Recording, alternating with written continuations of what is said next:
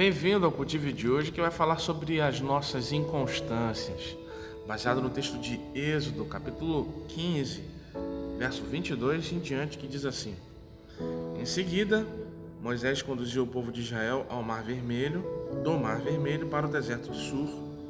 Caminharam pelo deserto por 3 dias sem encontrar água. Quando chegaram a Mara, descobriram que a água era amarga demais para beber. Por isso, chamaram aquele lugar de Mara. O povo começou a se queixar e se voltou contra Moisés. O que beberemos? Perguntavam. Então Moisés exclamou ao Senhor, e o Senhor lhes mostrou um pedaço de madeira. Moisés jogou na água, ela se tornou boa para beber. O texto continua, você pode ler se quiser, mas eu vou me deter a esta parte aqui, onde, se você olhar com atenção um pouquinho os capítulos anteriores, o que você verá? Você verá um povo testemunhando do tremendo poder de Deus na libertação deles, milagrosa, extraordinária, cinematográfica do cativeiro egípcio.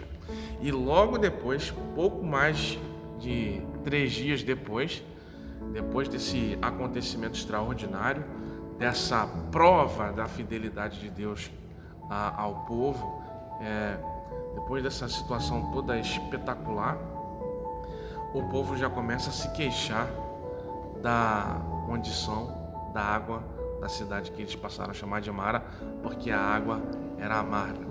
E aí eu falo sobre a nossa inconstância, é que imediatamente após de um feito extraordinário de Deus, o povo se pôs a reclamar por conta de alguma coisinha que não deu certo, comparado a uma escravidão de séculos.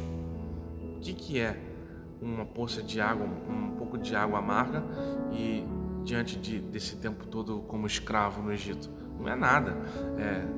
A questão aqui era simples, era só procurar outra água, outro lugar. Estava com sede, tudo bem, está com sede, todo mundo está com sede, procura um pouco mais de água, não é? Em outra cidade, outra região. A água ia aparecer.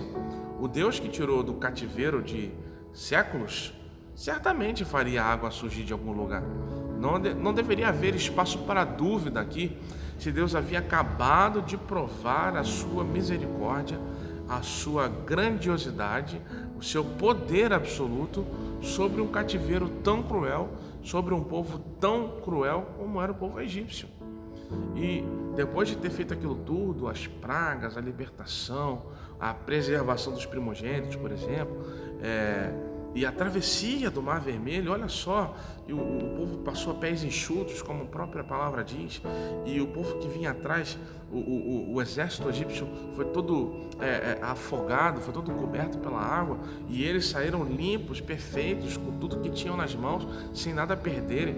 Olha só que coisa extraordinária. Logo depois de viverem essa bênção, por conta de um problema que não era relevante, tão grande assim, quanto o problema que eles tinham, já se puseram a reclamar e se queixar. Naturalmente estão reclamando e se queixando com Deus também, não é?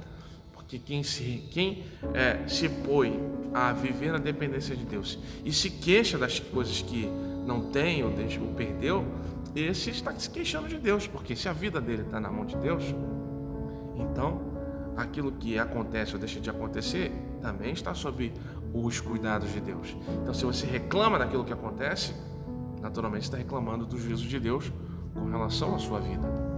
E esse é um ponto importante. Deus derrama bênçãos constantes para nós. E nós precisamos de um negocinho pequeno para começar a nos queixarmos dos nossos problemas. A gente precisava aprender um pouco mais a ser gratos constantemente. Mesmo quando uma coisa dá errada, para cada coisa que dá errada, uma incontável quantidade de coisas boas acontecem primeiro.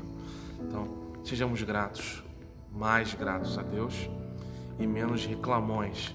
Essa palavra bíblica é muito útil para a gente, porque a nossa queixa, a nossa reclamação não é justa não. Deus sempre nos abençoa mais do que a gente merece. E que Deus te abençoe.